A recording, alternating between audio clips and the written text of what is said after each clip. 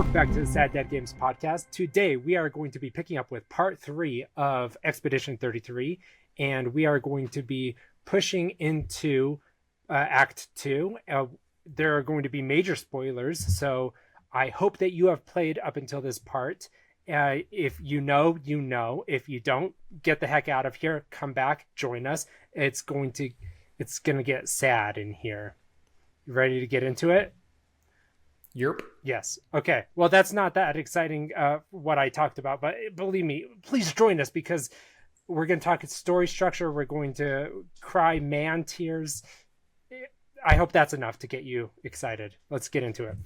So the start where we left off, we start with another one of these Maiel's dreams. This one's a nightmare. Are they all labeled nightmares? I think the last one was a nightmare too, right? Yeah. They're using chiaroscuro effect, like very heavy contrast, very dark shadows. Every time they do this, I can't make out all the details the same that I think they're using it intentionally for misdirection. So whereas in like Death Stranding, I was able to do a lot of freeze frames and pick up on a lot of obscure details. Here, I'm not always sure what the details are, and they're doing this on purpose. So I'm going to leave a lot on the floor. Yeah, so they really leaned to the obscure of Clair Obscur. One of the things that I noticed with some of these, because this is my third playthrough now, and so I'm pretty familiar with the story, but I'm still seeing things that I'm like, oh, that's what that is, like where I didn't realize. Obviously the first time I didn't pick up on it, but even the second time I missed it, and so now this third time it's like, oh, like I know what event that is referring to, or like what the meaning of this imagery is, but it's done like you said. Yeah, like they really keep you in the dark with it to try to, build the mystery and the suspense. It's like Inception, a movie that's so smart that it's impossible to understand the first time you watch it. I know Lundy loves Why'd you bring up Inception around Lundy? I just like to watch him shake his head and disappoint me. I need to point out, Lundy, it is well written. It's okay to not like it, but can you please admit that it is still good, at least in its structure? Like, I think admit that it's objectively good. You subjectively don't like it. I think it's a good idea. I don't love the bare minimum. Yeah, I don't love the execution of a lot of it. Yeah, so I think there is a lot left to be desired. I think that Christopher Nolan has proven that he can do those kinds of things a lot better than he did in that one. Okay. So what are your thoughts on Tenet? I did not care for Tenet either. Okay, that tracks. I think that's one where, like, I still liked it, but that's where he was it was masturbatory, I think is the right adjective for it. I think the one that proves I haven't seen Tenet. Yeah. But I think the one that proves that he can really do those kinds of things well is The Prestige. Like, The Prestige is a phenomenal movie. I always forget that was him. That's a great movie. It's so well executed. Yeah, what he does well is tying the meta narrative and structure of his stories into the story he's telling itself. But where that fell apart is like he really got wonky with Tenet, and it's like he wanted so hard to write a narrative and with editing so complex that people couldn't even comprehend it in the first place. So again, it was like a story just for him, that so much so that it became masturbatory. That's the only way to describe it. Wholeheartedly agree. Yeah, like nobody, like I would watch Inception 5-10 times. Nobody watched Tenet more than once, even though it's a movie that you would have to watch like 20 times to understand all of it. It just nobody wanted to. I've talked to a couple people that watched it multiple times, and they were like, after the 5th viewing, I was like, I'm just not going to understand. They were like, each time I didn't understand it any more than I did the previous time. So I just gave up. They're like, this movie beat me. Yeah. The only thing that Tenet gave us was Robert Pattinson back. That's fair. Yeah, Robert Pattinson is fantastic in it. Biggest shock of that COVID year of movies. I kind of love him. He had a bad, kind of from the jump with Twilight, but he's Batman now. And so no matter what happened in his past, you can't take that away from him. He's Batman now. And he's a good Batman. He's a great Batman. I loved that movie. It was really good. It was really good. Yeah. Anyways, what were we talking about?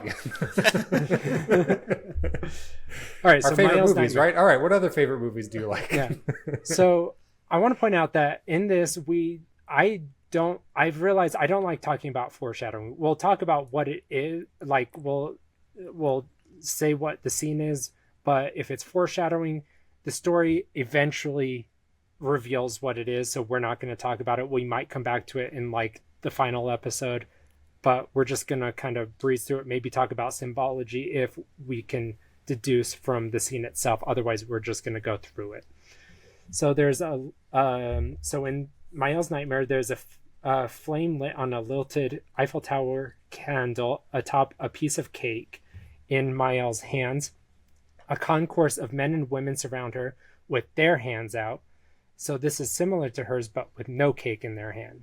So I think this presumably is to those who didn't get to celebrate their birthday. So this is to the expeditioners who have passed, symbolically, right?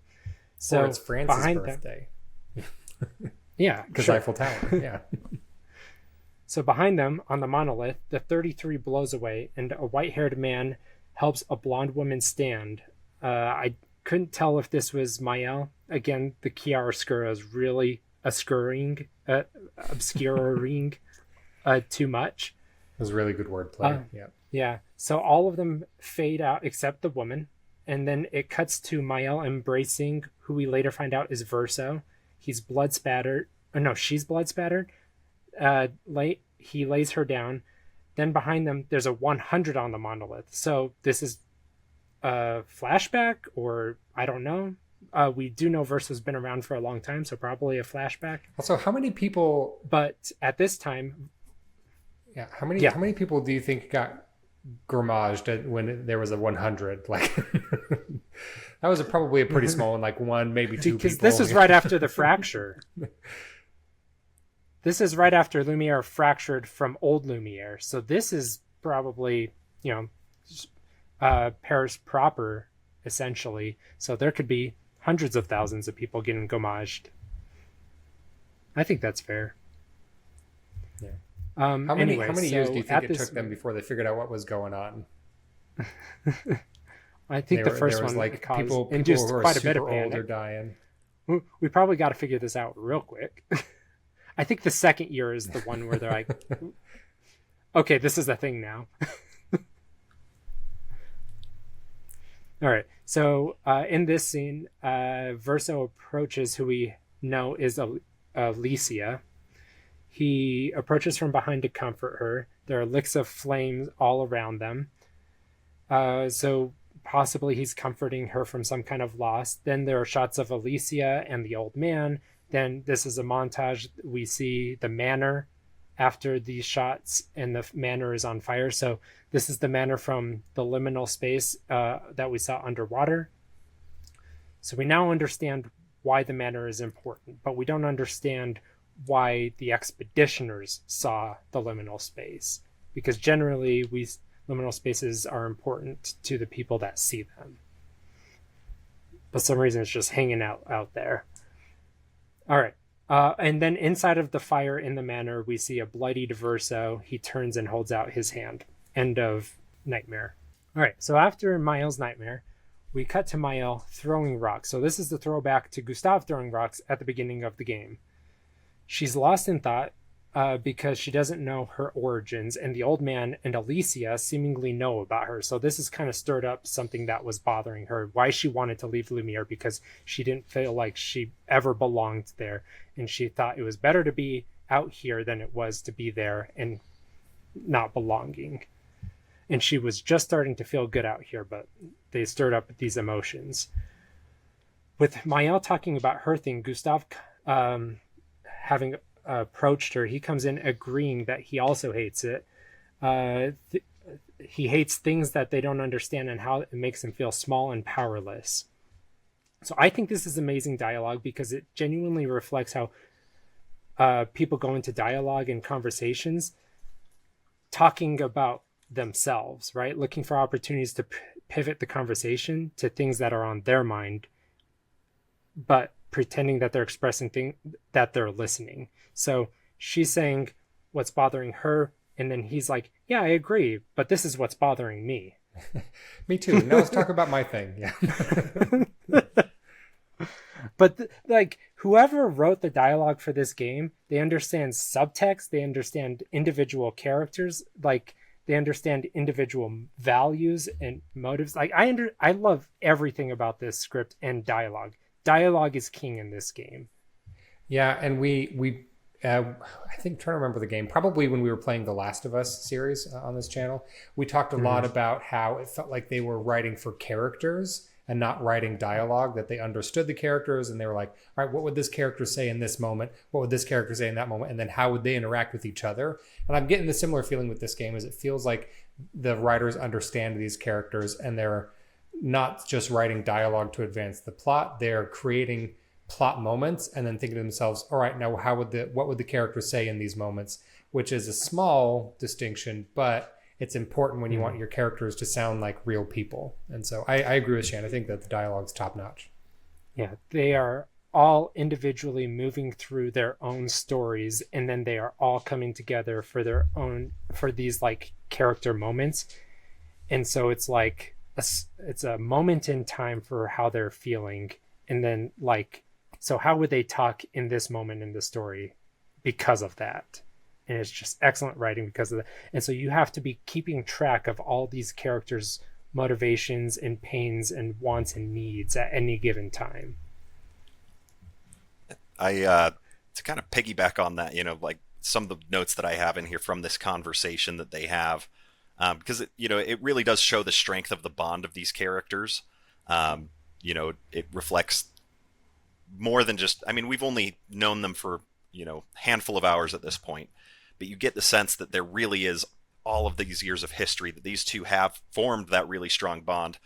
And Gustave says, hey, we're family, or that's what the paperwork says anyway, just kind of lightening the mood with a joke. And Maiel kind of responds that the paperwork probably says they're both dead now.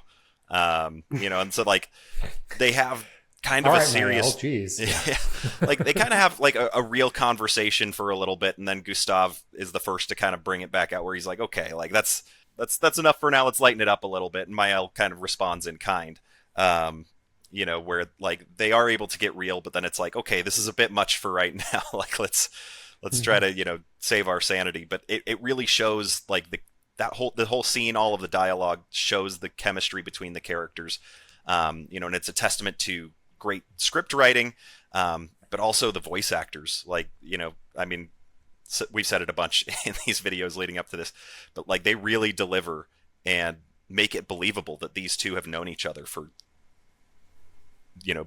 basically Maiel's entire life. Yeah, they've got a really good like big brother little sister vibe that just kind of, it warms your heart. You're just looking at them and you just want to root for their little relationship, their friendship. So Gustav, he says he ultimately wants to tell her that although he's upset about his loss of Sophie, he's happy that he's out there with Maiel and that he can figure it out with her. So they're both lost in their own individual way. Her because she doesn't feel like she belongs anywhere, and him because he's lost Sophie and he's trying to figure out his purpose. But they both have each other. And so this is a way of dealing with loss, is having someone who can be your anchor, who can get you through. So this ties back to the theme of how do we deal with grief and loss? And this is one answer, is to have someone that can be there for you.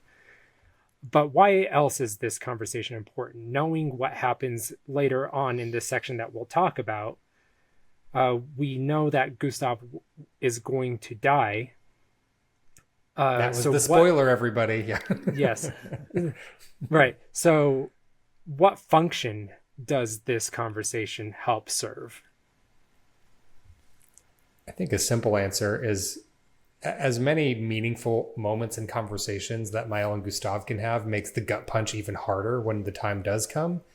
And I think it's important to have lots of examples of them building that relationship together so that when it comes to an abrupt and unexpected end, that it resonates. It resonates even more than it would have if he was just a member of your party. He's not just a member of your party. He's arguably the leader of the party up to this point, and Maiel's guardian and Maiel's brother, basically. Like he's the puzzle piece kind of holding that group together. Yeah, and to kind of support what Eric said, showing just that connection and really endearing him to everyone else as well as the player. And it even plays into what Shan was saying about having somebody through loss. One of the optional conversations that you can have with CL, you start talking to her and Gustav have this conversation, and they talk about Esquier and how he knew somehow that CL was a terrible swimmer, and she said it made me think of, well, and Gustav says, yeah, I thought it might. And there's kind of a pause, and then he says, after the beach when I was alone, I almost, and he doesn't really say, but CL responds and says that she knew, and he's like, oh, Lune told you, and she's like, no, but I could fill in the blanks. And then she says, I understand better than anyone, you know that. And she says, I'm glad Lune found you before it was too late, just like whoever found me. And that's kind of the end of their conversation. And you see that there's this history there that, the subtext here has alluded that there's kind of that dark history, of suicide now that between binds them. Between both of them, that they already had that friendship, but CL is like, I recognize the signs. I've been there before. And like, that, and you were there to support me. You weren't the one that found me, but you were there to support me. And, it, without ever saying that either of them tried to commit suicide. I mean, we already saw that with Gustav at the beginning of the game. We watched him be ready to pull that. But CL, it here heavily alludes to her, at least contemplating it, maybe attempting it. We don't know, but it's this really heavy thing that has bound them together. And they both share that experience now and have that stronger bond because of it. And they are able to kind of rely on one another now because it's like, hey, we share this thing. We're out here. Obviously Gustav's strongest bond is with Maiel. But he has this connection to the entire team. And I think they intentionally set this up so that you don't see this twist coming. You see that deep relationship that he means so much to each of these characters. And then when this event happens, they're shocked, and you as the player are like, I mean, I don't know that I've ever experienced anything like that in a game before. Yeah. And well, yeah, exactly. To your point, I can't recall any story where the protagonist dies in the second act. And I didn't understand how they pulled it off.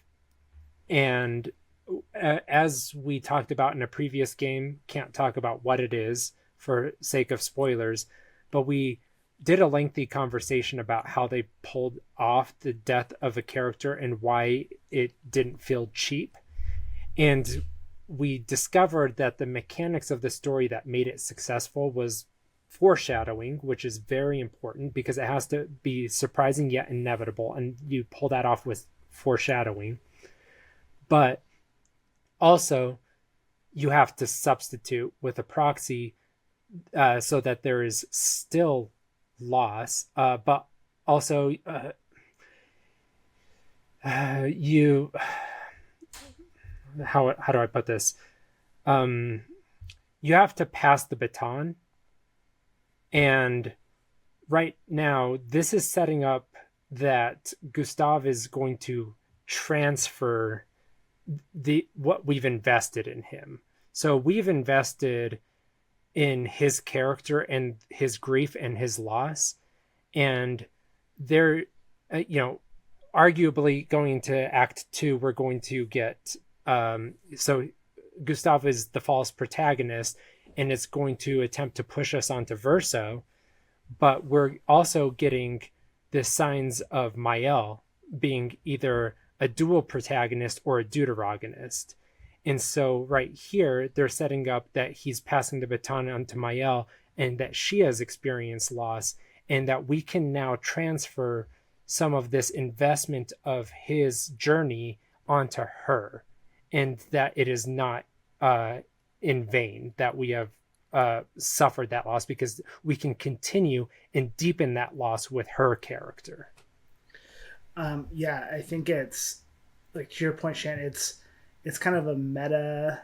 I don't know. I'm trying to think of the right phrasing here, but you as the player in this transfer are living the expedition's motto of like, when one falls.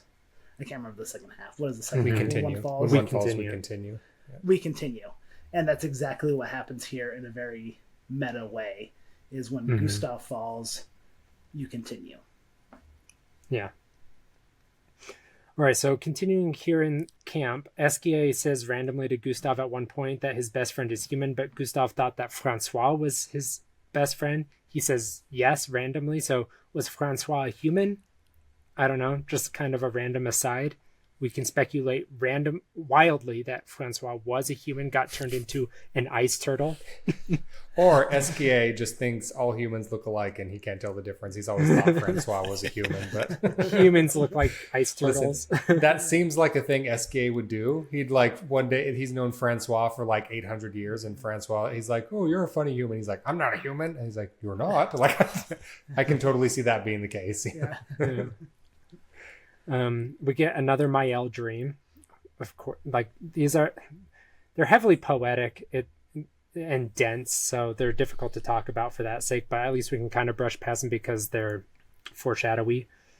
So as Maiel dreams, the old man, and who we later find out is Renoir, so we can start using his name. So Renoir and Alicia stare over Maiel. So this is in 4:3 aspect ratio, arguably an Academy aspect ratio, which is 1.375 to 1, maybe because this is in Belle Epoque. I was just going to say that. Period. Clearly, yeah. So maybe this is Academy aspect ratio Clearly. because of the time period. Yeah. Because of the implications. Absolutely.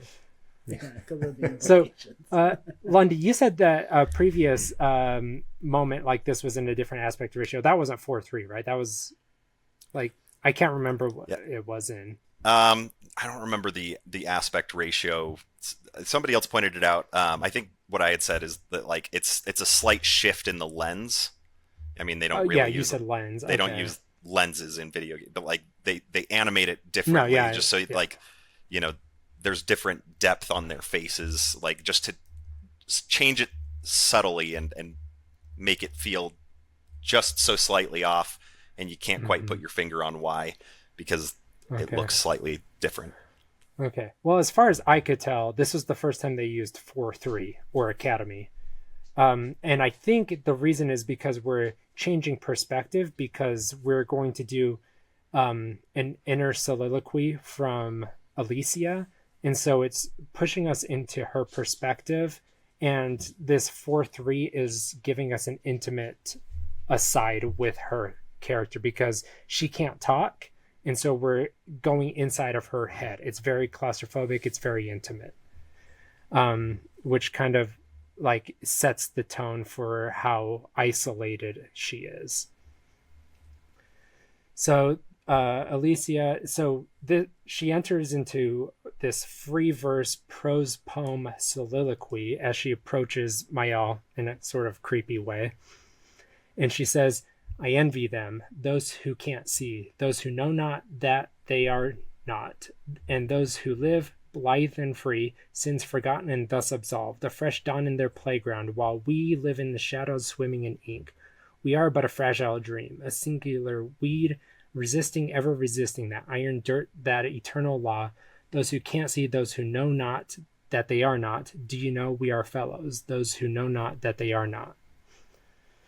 So, in this poem, the anaphora or refrain is those who can't see, those who know not that they are not. This functions as the chorus and a ring structure return. The antitheses, there's light versus shadow, absolution versus ink, there's fragile dream versus iron ink. And the rhythm, you get rhythm from parallel clauses, short lines, and repeated verbs, like resisting, repeated a few times. But there's no fixed meter or rhyme. And the core meaning of this poem is the speaker is envious of the oblivious and thinks that ignorance shields them from guilt and existential weight, and awareness feels like a curse. Any other thoughts about this? Well, that's kind of the vibe I got, is that I forget her names. Whatever her name is, Alicia and Renoir are privy to something about the workings of the island and the paintress that our characters are not right now, and that she envies their ignorance. It's a really fancy way of saying ignorance is bliss, basically. But I also was really struck by the repeated refrain of they know not that they are not. And so it's saying that's a hard one to dissect. It's poetic. Yeah, that they don't know that they are not. So like they're unaware that they don't exist, or that they don't matter, or like, and so I was trying to like understand what that meant. Is like, is she being literal? Do the people that, like the player characters in our party, are they actually not? Do they not exist? Are we some kind of dream state? Like, are we in the mind of the paintress and this is a Link's Awakening situation?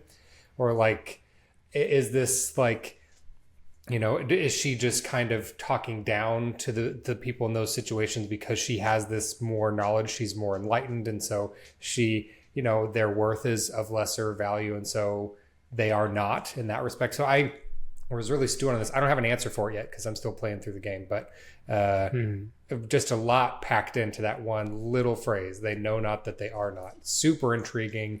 Really want to know what she means by that. I could never write like this. It's so good.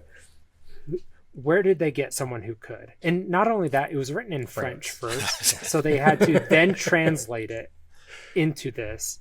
So I don't know. It's excellent. But so it's double good. I also had to take it to AI to be like, please put this in terms that I can understand. And even then it's like, well, okay, let me sit here and read this, explain like I'm 5 edition. Yep. So this person is clearly upset with Maiel for some reason and is envious of her ignorance. But also it's just like, meta aside about like the cost of awareness and the seduction of ignorance that she's angry about. Yeah. It's the same reason I don't watch the news. Ignorance is bliss. If I don't know what's going on, I can't be sad about it. The news is very heavy. Yeah.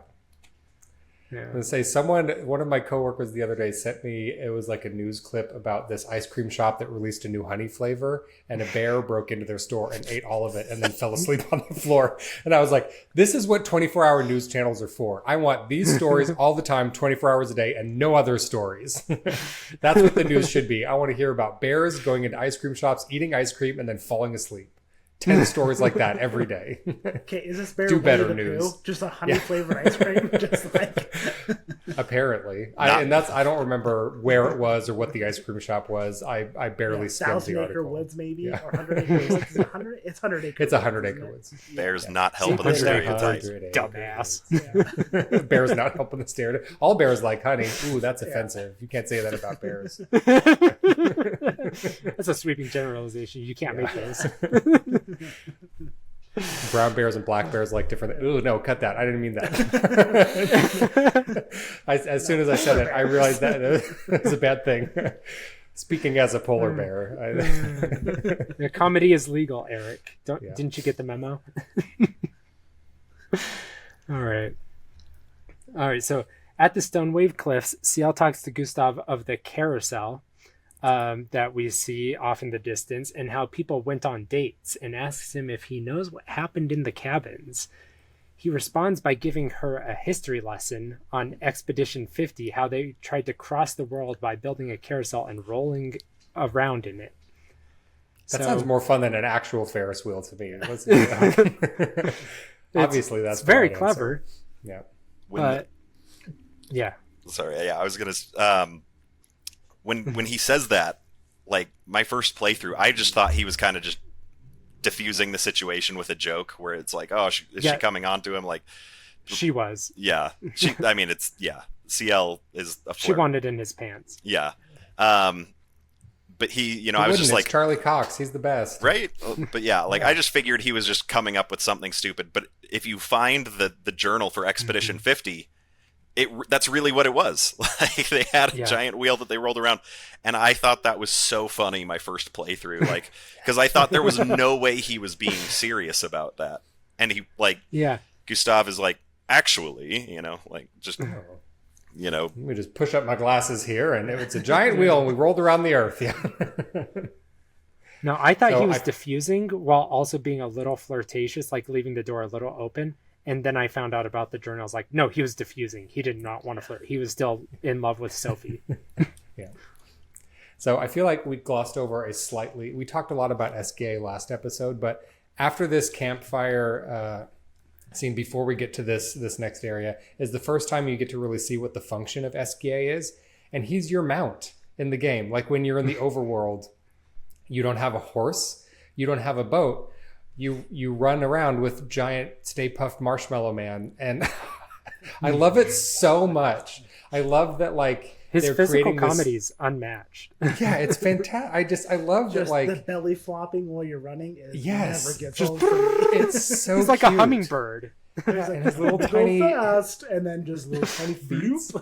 He reminds me of Big the Cat, if Big the Cat weren't a completely hateful monster. But I just love that, like, they're making this game, and they're like, all right, when we're in the overworld, you know, you have to have. In all JRPGs, you have, like, in, you know, Final Fantasy, you have chocobos, which are already kind of weird. They're basically giant chickens. And it's like, or an airship or a horse. There's like a way to get around the map fast. And they're like, well, what if we dressed the Stay Puft Marshmallow Man up in a bunch of, like, fancy sheets and gave him a weird mask, and then you rode around on him, and everyone's like, yes, perfect. That's what we want.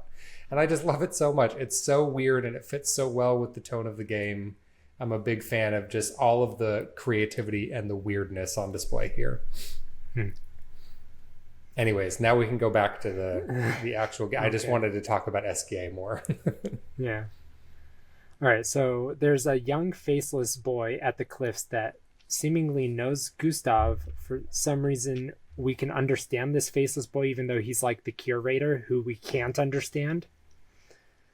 But, well, he's implies that he knows Gustav, but maybe he's just saying he knows the team because he's seen them countless times, but never grasped their essence. But I don't know how he's seen them countless times if this is their first expedition.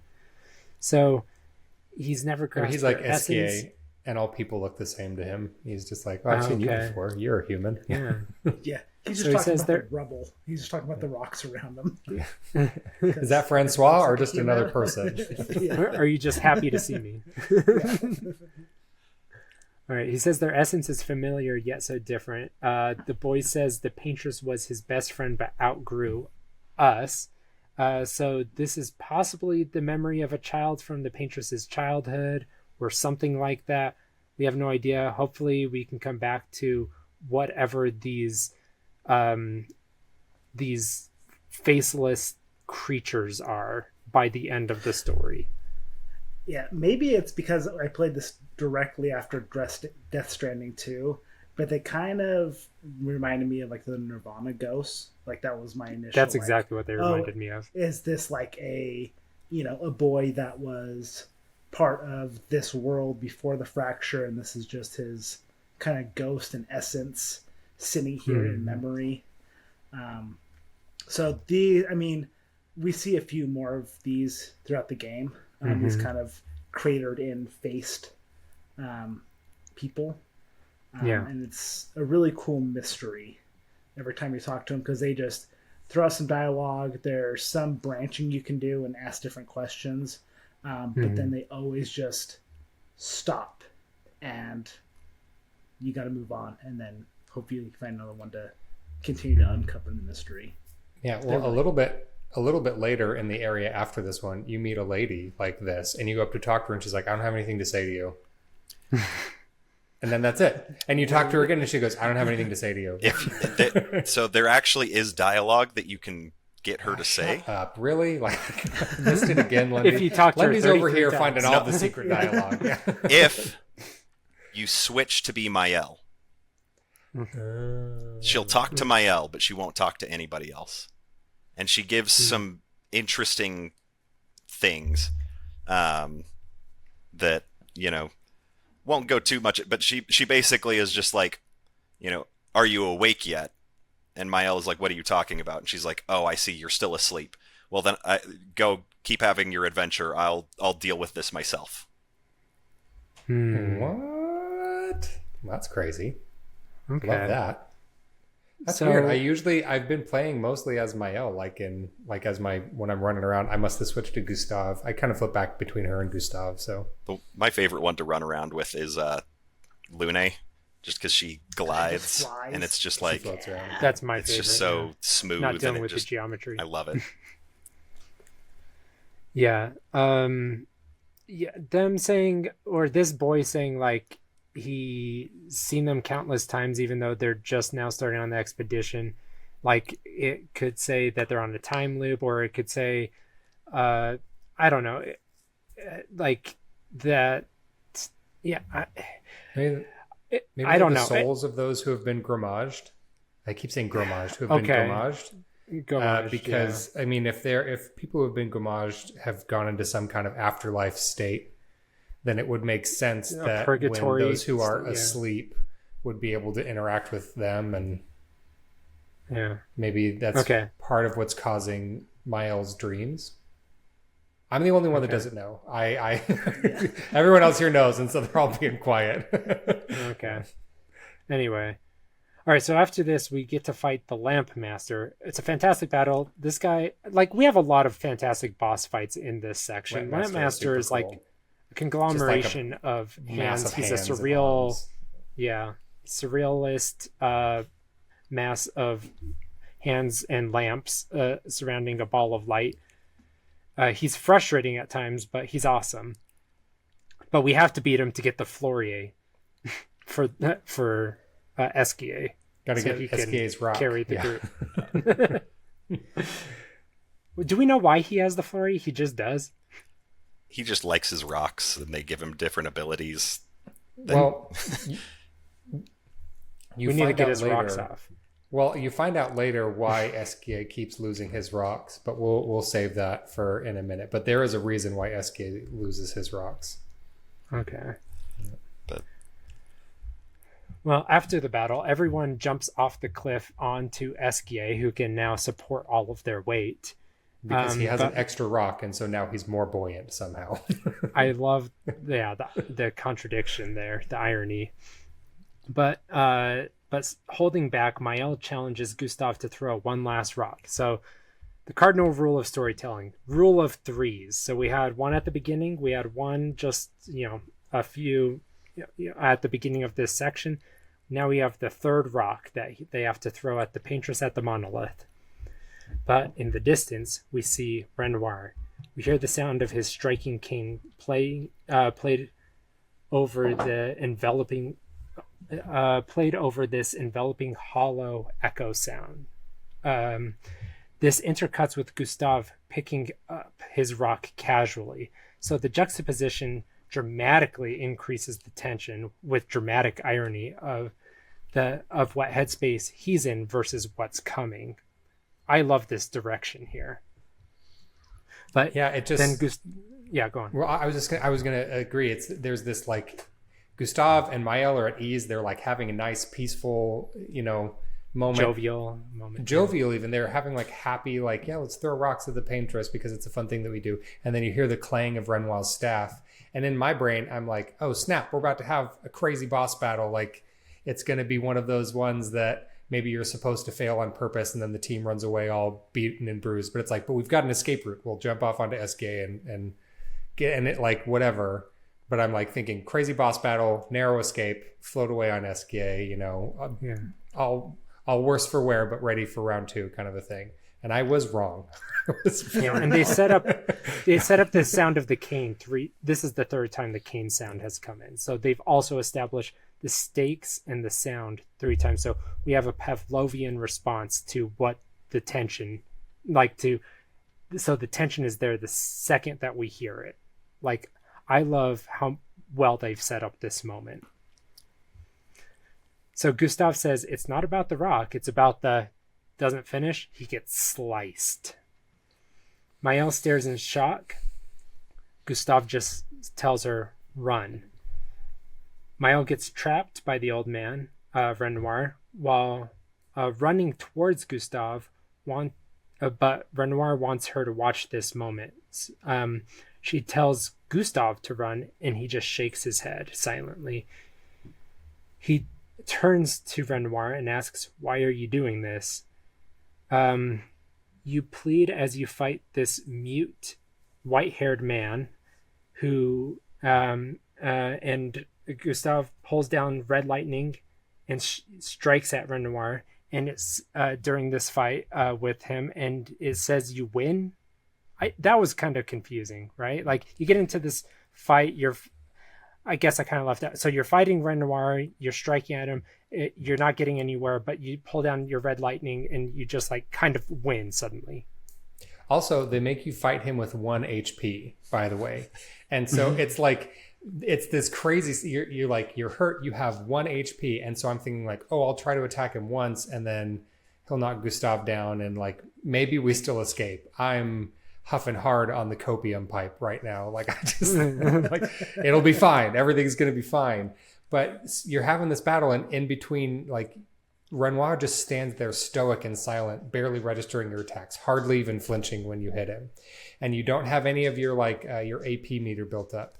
And so every time you hit, it builds up your AP meter until you can unleash your overcharge attack. But it's like he's just standing there and taking it, just, whatever. And between every attack, Gustav is just pleading, like, why are you doing this? Why don't you help us? You're an expeditioner as well. And like, just trying to appeal to his humanity to no effect. And it's this incredibly emotional moment that's undercut by an excellent score, not undercut, that is lifted up by an excellent score to this battle. And Gustav's I just like song. Gustav's song. Yeah, it's beautiful and melancholy, and it's like, it's just, I think we've also established this is his song from like the beginning of this game. So this leitmotif comes back, and it's like this rendition of it strikes, like, it captures the moment of like the emotional state and stakes that we are now in for Gustav. It heightens it emotionally. I think for me, like, what really drives it home when I watch it, like, now, again, this is my third playthrough, earlier in the game when he's like, I'm going to get Maiel, I'm going to go home. And Lune kind of challenges him where it's like, who are you? This isn't your, like, who you are deep down. Like, she kind of questions his character, like, really, are you really going to do this?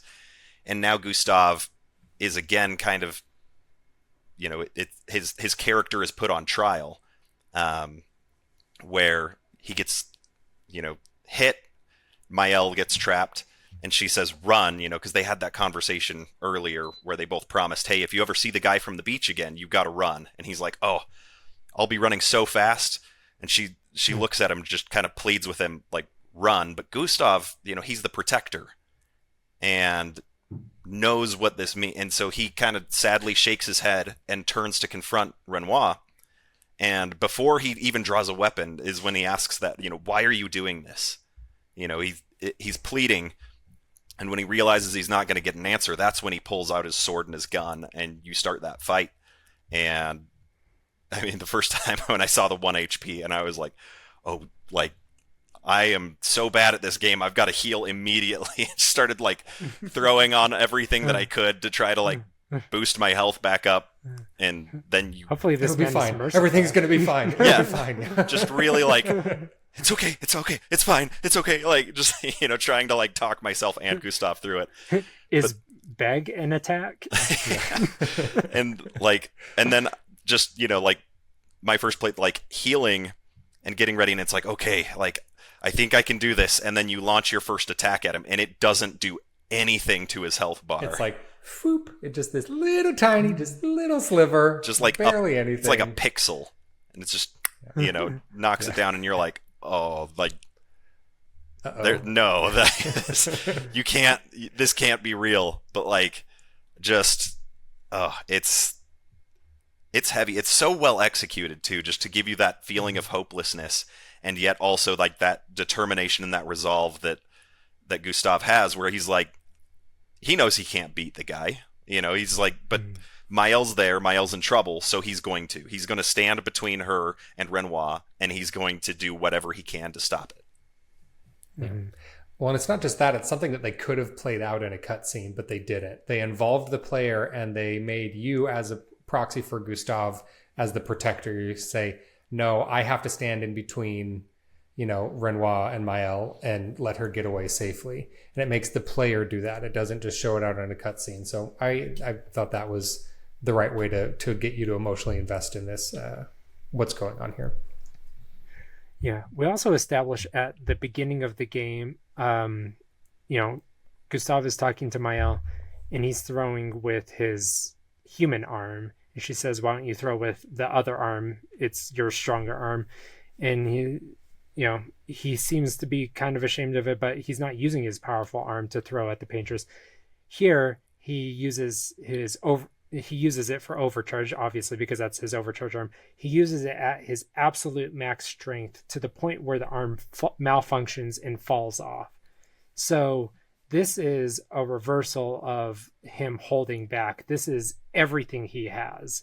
And so I think that moment at the beginning of the story very subtly is setting up this moment where he doesn't hold back anymore. This is everything he has, because one of his character flaws we saw was he regrets not giving it his all, like with Sophie. And this is him. He doesn't hold back anymore. He goes for it. And after his arm malfunctions and falls off, he says, for those who come after, right? And Maiel yells, you promised. Then Renoir runs in and is struck, and Gustave is struck dead in a poof of red petals, which officially denotes that the red petals means death, linking it to this moment. So it's Gustav, also really interesting here, just with the red petals, is earlier in the game it establishes when you die in this area, you don't red petal and white petal like the Gommage, like everywhere else. Like their bodies stay. And so it's really interesting that Gustav in this moment, that he red and white petals. Just a interesting note there. It was red and white here? I thought it was just red here. Oh, maybe it was just red. But his body, he Gommages, for lack of a better word, versus body just dying like all the other ones. So his death here, especially at the hands of Renoir, are as different than other deaths in this area. Indicates a potential link between Renoir and the paintress. Yeah. So here at Gustave's end, what can we say Gustave's character arc is?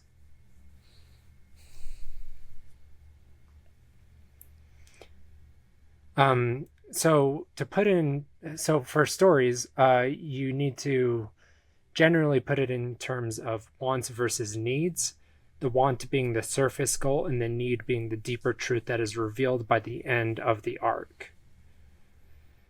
And so Gustave, at the beginning, he wanted to protect Maiel and keep her safe. He promised her he would never leave her behind, and his actions early on align with that protective instinct. But the need, the deeper truth, was to honor his vow to Sophie and the expedition by ending the Gommage cycle, even if it cost his life. His real role is not to preserve Maiel's safety, but to pass the mission on to her. So we already knew from the beginning he wanted to carry on the expedition, and he wanted to do it for Sophie. But this need and this want were able to coexist generally in parallel throughout the story, but they were kind of butting heads. He was kind of holding back from the mission. Every time he wanted to protect Maiel, it was preventing him from going towards the monolith, because he didn't want to put Maiel in danger. And he's always second guessing himself. But here in the Renoir scene, Gustave must choose. They're finally at a crossroads. Running would satisfy his want to stay with Maiel. Instead, he accepts death, fulfilling his need to uphold the mission and catalyze the cycle's end. So the arc, Gustave begins acting as though protecting Maiel is his purpose. By the end, he accepts that his true role is larger and more tragic, to die so that she can carry the expedition forward. His arc resolves when he sacrifices the want for the need. Yeah, I love that. Very well put. I think that because it seems like his wants and needs don't really change much from beginning to end. But when you start to look into it, you see that there is a slight changing of it's not just protecting Maiel, it's passing the torch. And I just think that having a main, like, when you're at the camp, you play as Gustave. The default person you run around in the map is Gustave. The person you play as at the beginning of the game that you are tutorialized with is Gustave. And so it's like, up to this point, Gustave is arguably the main character. And to have the main character die at the end of Act 1 is a crazy thing that I can't think of another time where I've experienced that in a game or like just a story in general. The only thing that I can think of that comes close is in another JRPG called Baton Kaidos. And if you haven't played this game and you're going to, I'm going to spoil a little bit of it. There's a part where you play, like, you have your party of characters and there's the main character, but you, the player character, you play as like a pixie person, but you control the main player character, but your pixie is like the voice of reason within that player character. So you're not technically the main character, but you play as the main character. But then there's this one part where, like, about halfway through the game, you find out that someone has betrayed some secrets of your camp and your friends and things like that. And then you find out that it's the player character, the main character. And like halfway through the story, they're like, I betrayed you, haha. And then they like run off with the bad guys. And you're like, what? And this gave me a similar vibe where it's just like, you think you understand what the main character is and what their role is in the story. And then like halfway through, something crazy happens and you're just like, what? I thought it was me and Gustave here through the whole journey and he's just gone now? You're telling me he's just dead? Like, that's a tough pill to swallow, and it's an incredibly bold choice in storytelling to get your players to love a character, to identify with a character, and then not even halfway through the game go, all right, he's gone now. Like, that's crazy. That's such amazing storytelling that it was a twist that I was completely not ready for and was not expecting at all. Yeah. Similarly, like, my closest point of reference to this, another JRPG, Legend of Dragoon, gotta plug it every episode. Every time. Yeah. Never heard of it. Spoiler alert for Legend of Dragoon, which is like a 30-year-old game. Yeah. Without getting too spoilery with it, but like there is, near the end of the first chapter of that game, there's 4 chapters in that one. Near the end of the first, there is a major character that dies. It's not the main character, because you don't kill the main character. Like, that's just kind of like a rule of storytelling in general, is like, hey, this is the main character. This is who you see this world, you see the world through their eyes. This is your point to relate to everything. And so, yeah, like when Gustav dies in this game, I was so blown away and just so shocked. And I immediately texted everybody that I knew that plays video games and was like, you have to buy this game and play it right now. Like, yep. I remember that text. Yeah. Yeah. Because Lundy had recommended it to me previously. And then like 2 days later, he was like, but seriously though, you should play this game. Yeah. That was me coping with grief in my own way of being like, everybody else needs to be here in this with me, because like really, like, I felt so many things. I like just the shocking loss, everything. I also, like, there was a bit of it too. I think part of what made it hit so hard for me is when that initial blow gets delivered, you see like kind of that beam go through him and his blood splurt out, but then it cuts to that shot of Maiel and her eyes are wide and her face is just drenched in Gustave's blood. And I don't know that I've ever played a game that has a single image that burned itself into my brain so quickly. Because like I you know, like that single image is just forever like ingrained in my mind, like because that's the shock that I felt, that it's like, whoa, like where did this come from? And it's just this haunting image of Maiel being like, wait, what's going on? And experiencing the same thing that the rest of us are, seeing this and being like, this, no, this can't be right. Like, they can't kill Gustav now. Like, that's not what you do. He's Gustav. Yeah, he can't die. He's Gustav. Yeah. Yeah, I similarly sent out a text to our the group chat we've got going on here. All caps, what the F? I bleeped it out because I'm a good little boy. What the F? Gustav is dead. What the F? With like 10 exclamation points, all caps. Yeah. Just not expecting it at all. Yeah. I also wanted to point out that a secondary want versus need and part of his character journey is he starts off as selfish goals. He wants to sort of avenge Sophie, and then he wants to protect Maiel, and then continuing the expedition is the first time he flips to sacrificing himself for the collective. Yeah. That was something he was being challenged on throughout his entire arc. Yeah. During his conversation with Lune, when she's kind of challenging him on everything earlier in the game, she asks, she's like, well, what about Lune's the mission? All collective. Yeah. And his response is, fuck the mission. Like he's like, no, he says that, and she, even after, when he calms down, she's like, really? But like he goes from fuck the mission to for those who come after, where he's ready to give up on all of it. Yeah. He's ready to give up on all of it. And then he's like, no, like this is bigger than me. And, like, I think that's a great character progression. Well, and I thought it was such a beautiful last line, because it's this mantra that they've been kind of hammering into us just over and over and over again as a player. But I like that Gustav, in his last moment, he looks at Maiel and he says, for those who come after. So he's talking about the greater, of the whole mission, but he's also talking about Maiel. He's like, this is for you. You are the one after, like, for those who come after, for you. Now go. And it's just this, and then she, gets very upset at, no, you promised. And it's very, very sad.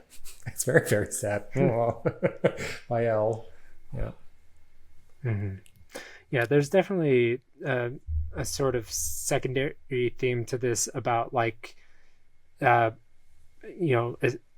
what we do to prepare for the next generation and the legacy that we leave, and for our children, and why that matters.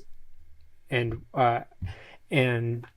yeah, anyway, I maybe we can come back to that later if that point comes up again. And that again. Actually, like, that did remind me that, in the introduction, when, they're making their way down to the harbor for Sophie's gommage, you learn that the reason that they had broken up is Gustav wanted children, Sophie didn't.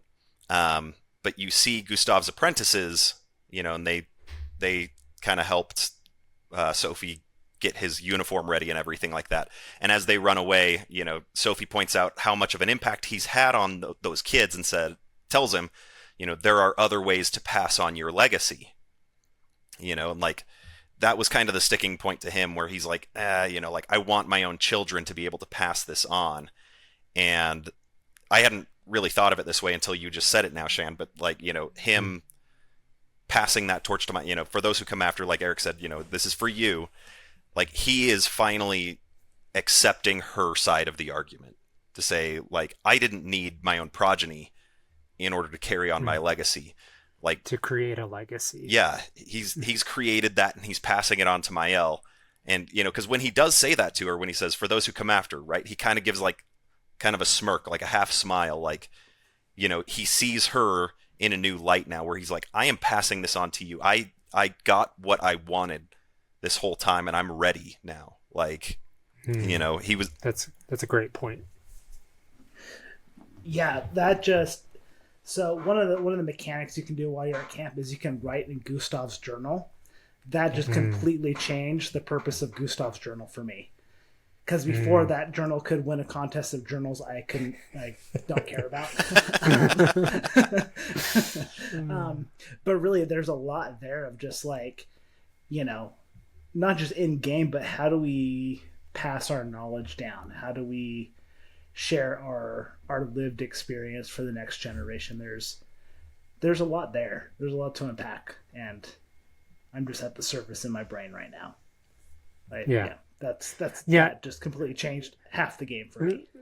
Yeah, none of us thought about the theme of legacy up until this very moment, so we're gonna have to stew on that. We're all for good at another episode. We're good at analyzing things. You should keep listening to us. We're all clearly very good at this. I hate it when things come to me in the moment. It can be a fantastic aha moment. It could be moments like this where we're just flummoxed. We're like, oh, that kind of changes Gustav's entire thing. Maybe we should have thought about that. That changes everything about all of it. Yeah. Damn it.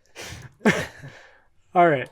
So after this, Renoir tells Maiel that what he did was a kindness, not a cruelty. And then he does a sort of Doctor Strange thing on her where he separates her ka, or her soul, from her body. You can't go saying ha and ka. We're done with Death Stranding now. Yeah. You gotta use normal words. Yeah.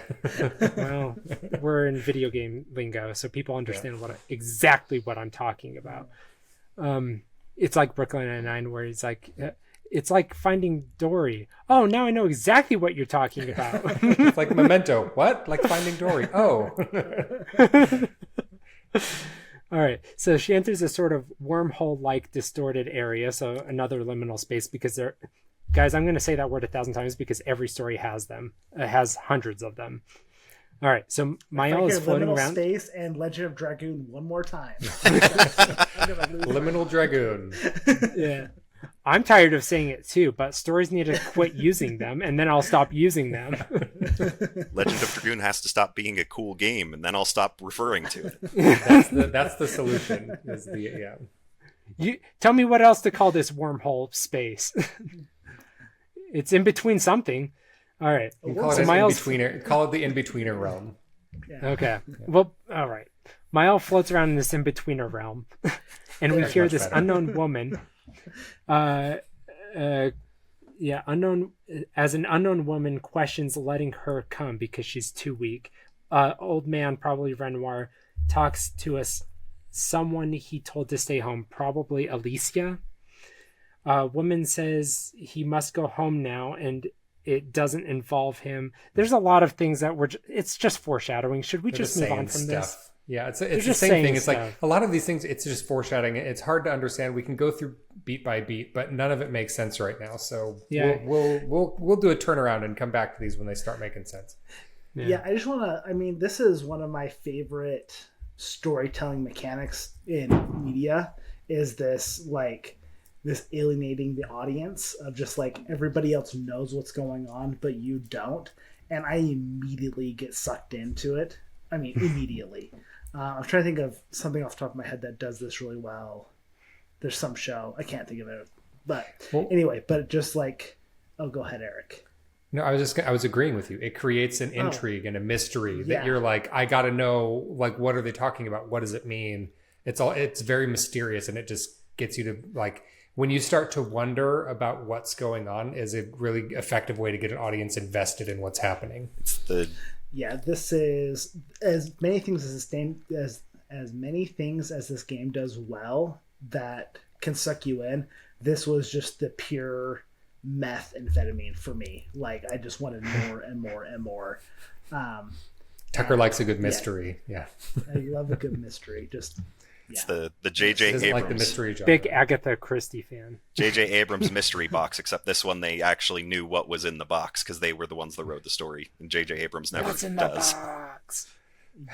Yeah. He's J.J. Abrams strikes me as a flies by the seat of his pants kind of guy, which sometimes works out really well and sometimes not so much. He's really sometimes good. You have a writer's strike and it derails it. He's really good at finding out what's in the mystery box the same time that the audience does. Ooh, what if? Yeah. Oh, it's a cat turd. Huh.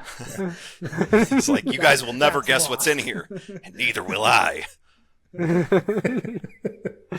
probably jumps into forums, waits to see if somebody guesses something that's really amazing, and he's like, "That's the one." Finishes his How script. you Oh, save perfect. money on writers. You just throw something out there, wait for the comments, and then you just You just get Reddit to hate write it for you. And then you're good.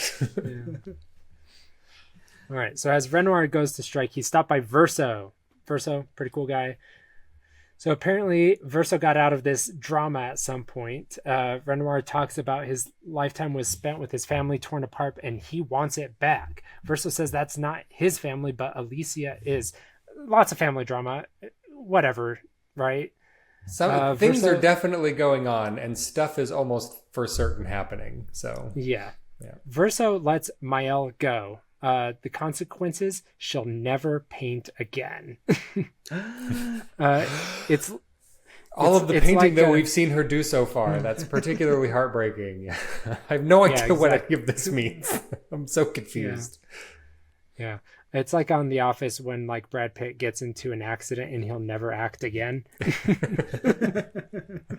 He will never act again. So also, foreshadowing, we can skip past that.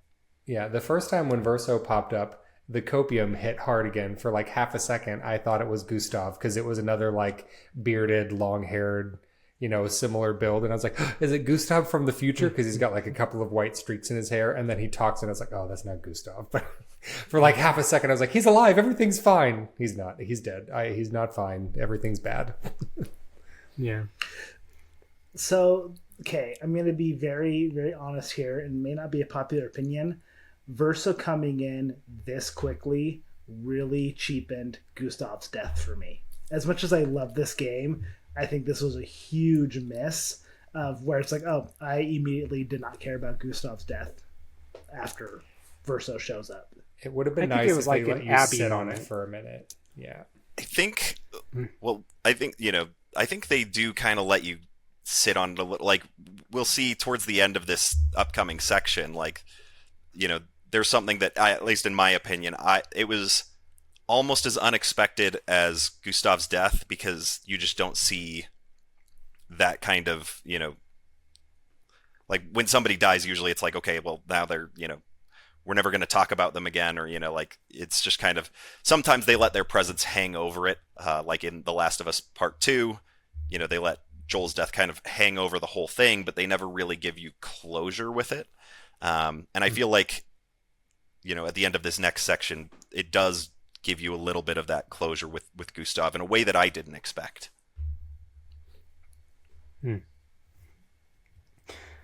Yeah. But yeah, I think the intention, I don't know if it was an intention, but yeah, it kind of, to me, felt like getting to play as Abby immediately after, like immediately after you didn't want to, in The Last of Us Part 2. It's like, she just killed Jesse. Like, don't do this to me. I don't want to play as Abby, but that was kind of the point, right? But I guess that's not the point here. Yeah, it's the first thing that I did because so you learn in a minute here, you like Verso jumps in and then later he ends up joining your party. And like the first thing that I did is I went in and I made sure I was like, he's got to have his own gear. Like, I don't want nothing that Gustav was like the weapon that Gustav was using when he died. Like, and I made sure that like because I unlocked the mime outfit for Gustav, so he's got like the striped outfit with the baguette and the funny sunglasses. And I was like, Gustav, and I was like, Verso can't wear that. And it's not even an option. He can't wear like Gustav's outfits that you unlocked for Gustav and stuff. That's good. But like I went and checked was the first thing is I was like, if he like pops into my party and he's just wearing Gustav's clothes, I'm going to be pissed. But he wasn't. He's his own character. So. Yeah. So we kind of get the transfer of protagonist to him just because we're playing as him. He has his own motivation. in that he's buried too many people and he wants restitution by helping them finish the expedition, which I guess he's been doing for a long time. He's willing to try it again. It's a light want, right? Like, we're not deeply invested in his story. We're more invested in Maiel at this point. Not as much Ciel and Lune, but a little more in them than in him. But we're straight up just playing as Verso to force us into his skin. So is he the protagonist? Yeah, I did think it was interesting that it didn't have us play as Maiel, which is kind of where my brain went. I thought that that was going to be the main player character from here, but it has you play as Verso, which I thought was interesting. But then it does also give you the mechanic of when you're at the camp, you use Verso as like the person that used to talk to the members of the other parties. And so that seemed like a deliberate choice so that you could interact with those characters in that way. Because I think that breeds opportunities for more interesting conversations and growing relationships. Because if you played with Maiel, who had an existing relationship with the people at camp already, it wouldn't have been quite the same dynamic. So I understand why they did it. As I'm still feeling kind of like it feels like Maiel is the protagonist now, even though she's not the primary player character. So yeah. So when I hit the point Eric hit of just like, oh, Gustav's dead, my text message to Shan was, oh, I didn't expect them to kill Gustav. It wasn't as animated as Eric's. I was so surprised. Yeah. So the conversation we had offline is just like, at this point, it was the expedition itself feels like the protagonist, which I really love. I thought it was a team ensemble. Yeah. Yeah. It becomes, it feels very ensemble-y, if that's a word. Ensemble. Ensemble. I guess that's what I was looking for, is ensemble piece. Yeah.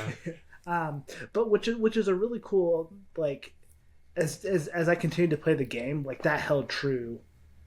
I mean, you can make the argument, for Maiel being the protagonist, and Verso, but I think the ensemble, or your expedition being the protagonist, holds true through most instances throughout the rest of the game, which is like, kudos to these guys, because that is so hard to do. In media we see this after season 8 and 9 of The Office. Yeah, exactly. After Steve Carell left The Office, they tried that, and there's no anchor. There's some good moments, but there's no anchor. There's no one piece that holds it all together. But these guys did such a fantastic job in the writing and dialogue choices to where it still feels cohesive and it doesn't feel like there's something missing. So just wanted to throw kudos out to them on that. Each of them have a voice. Yeah, exactly. And each of them have equally rich backstory and equally rich trauma that really guides all their character choices. It's fantastic. Yeah. I think that one of the other reasons that they might have been like, hey, we're going to use Verso, the player controls Verso, kind of puts you in there. Like Eric said, to kind of have that interesting dynamic, with the characters and growing their relationships. But I also think that, I know for me at least, if it had been Maiel and, it's like all of a sudden you have this new party member that just replaced Gustav, and I would have been like, I'm never talking to him. I'm never using him. Who the hell's this guy? Yeah. I don't trust him, because none of the rest of the team trusts him when he shows up to the camp, and he returns Gustav's arm and he's like, here you go. Here's that. And, I'm Verso, by the way, but all of them are hello. Yeah. All of them are understandably on edge. And I think that is where we as the player would be. And so the game forces you into his skin so that you can't make him an outcast. So it's like, it's the cognitive dissonance, yeah, it's him. It lessens the effect of how dare you stand where he stood, kind of thing. Yeah. And then the way that the game and the writers decided to be like, hey, trust us, he's okay, is if you go and talk to Esquier, and Esquier's like, it's my best friend Verso, this is my best friend. And you're like, and then immediately you're like, this guy. Yeah. And that conversation, they start talking, and it's just like, that's what gets, at least for me, it worked where it was like, oh, okay, like, if SGA trusts this guy, like, and they have the conversation, I think that's the conversation even where Verso brings up that all people look the same to SGA, where he's like, you can't even tell, but, and he's like, oh, they're all nice turtles. Yeah. And I did love too, though, that SGA, when you're talking to him, he's like, oh, they're all, I like these people. They're all really nice. And then he's like, well, the super nice one died. And it's like, oh, like, you feel. Why you gotta be like that, SGA? But, I like that, and he also, in there, just the most SGA wisdom says, friends are like rocks. You can never have too many. And it's like, oh, okay, you like. can never have too many rocks. And just that whole conversation for me took me from like, I don't know if I trust this guy that I have to play with, to like just the way that he's able to interact with SGA and the familiarity between the two of them. Or I was like, okay, all right, like, I think I can accept this. It's like when your dog meets a new person and likes them, and you're like, oh, you must be a good person. Like, before I know if you're a good person or not, I'm going to introduce you to SGA, and if he says you're cool, then we're cool. Like, let's have him smell your crotch to be sure. Yeah. Get throw the obligatory, I think you should leave reference of this baby. I'm worried this baby thinks I used to be a piece of shit. I'm not. I used to be. Real nice. Just having sloppy steaks. Sloppy steaks. I was trying to remember what he called it. It was like, they're not water steaks. What did he call them? Sloppy steaks. He's like, what's a sloppy steak? It's steak with water on it. Can't stop you. All right. So at this moment, the stakes are increased because Renoir is chasing them about. Kind of deterred for a moment because Verso is with them, but Maiel needs to kill the paintress in order to avenge Gustave. So this is kind of a revenge plot now too, transferring some meaning to her. We're entering Act 2 with called Verso. So Gustave, then Verso. We learn a little bit Verso about is going to die character. at the end of this one, and we'll get a whole new protagonist for Act 3. Yeah, possibly. Who knows? Yeah. We learn a little bit of Verso's character through SGA. SGA he's lost people for so many decades that he's kind of turned inward and he doesn't want to connect to people. But SGA challenges him to make friends. So maybe that's part of his character arc, is he needs to come together with this expedition and connect him. We see throughout this section, he really tries. He really he opens up. He allows them to ask penetrating questions in meaningful way.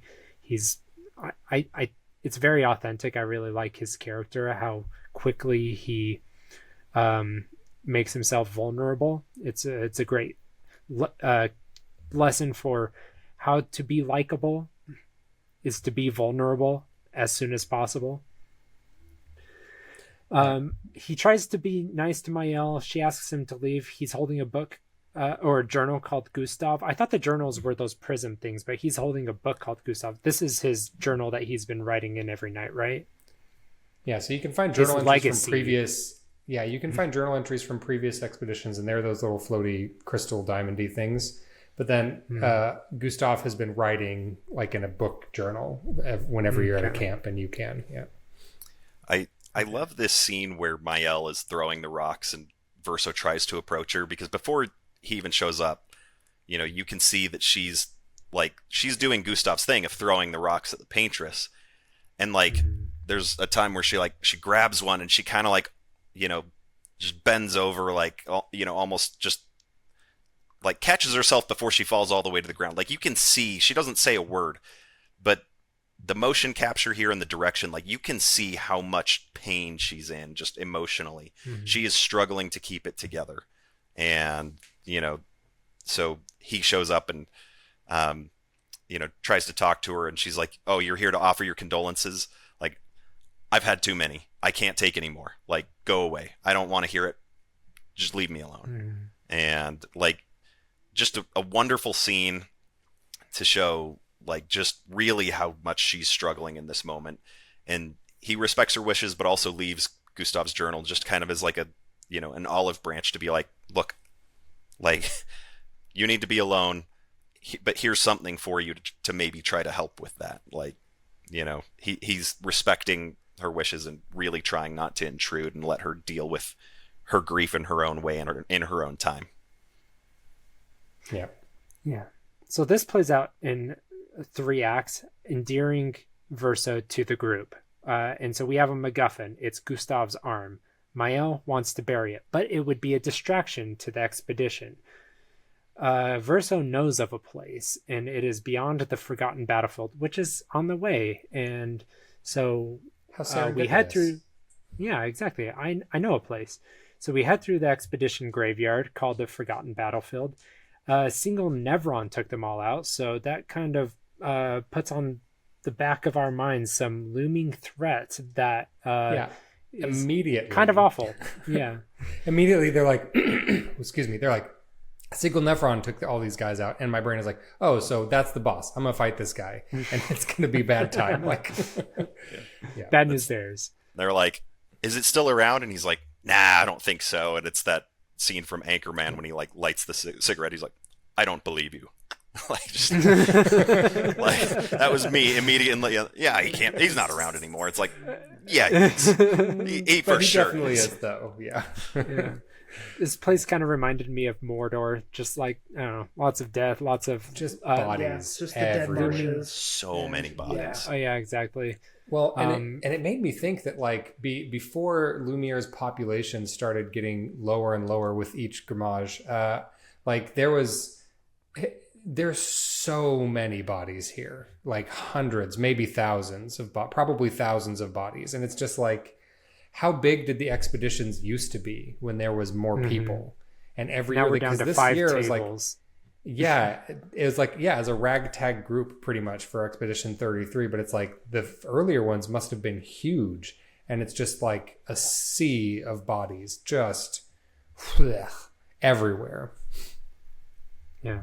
This area's diegetic storytelling and tone serves the continuity of Gustav's death well. So like,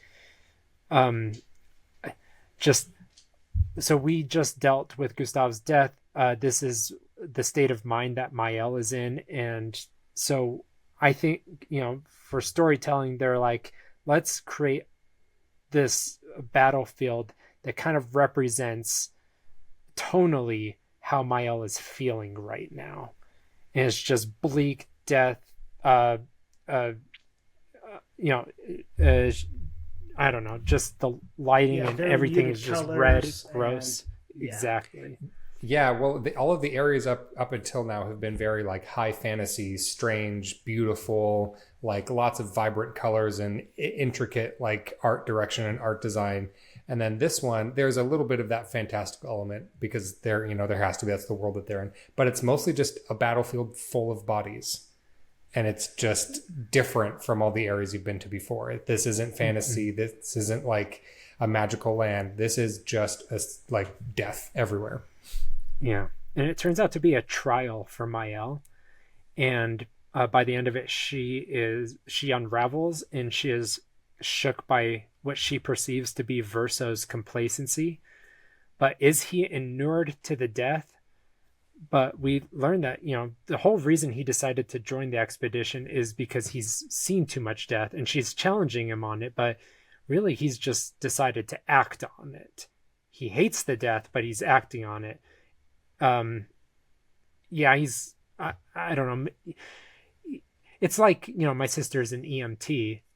Did she suddenly not care about death, or has she just seen too much of it that she doesn't cry about it, right? Like she still does something about it, but so yes, in a way inured, but it's not like he doesn't care. But she is unraveling because it's reminding her of Gustav. Yeah. And she doesn't think that anybody else cares like she does. Yeah, which is when you lose people, especially, I've never lost anyone in a horribly, like, no one that I love has been murdered in front of me. And so that's a whole different thing. But like, when you lose people that you love, everyone has different feelings, and it's easy to look at other people and be like, why isn't this affecting you the same way that it's affecting me? or it's like, and so you totally sympathize with Maiel there. She's devastated and she's looking around at her, and the other teammates that she's with, particularly Ciel and Lune, they're also similarly devastated, but they're dealing with it in a different way. And if so, Maiel looks at that and goes, "Why aren't you as mad about this as I am? Why aren't you as upset about this as I am?" And kind of lashes out, even though they're just dealing with it differently. Yeah. So the whole team, they want to continue. She's particularly fighting Verso, who wants to continue. She's decided she wants to stop. And at this moment that she's decided to stop, the duelist finds them and he jumps down and he attacks. Wait, he's still alive? What a surprise. Yeah. And he pushes them down into this arena, which is a pool of crimson blood and necrotic expeditioners. They're surrounded by cliffs. So I think this is probably symbolic of the duality of Maiel versus Verso's conflict and how they're dealing with loss and grief. And we also have the duelist. His blades are light versus darkness. And I think this is the synthesis and trial of their conflict. Right? Yeah.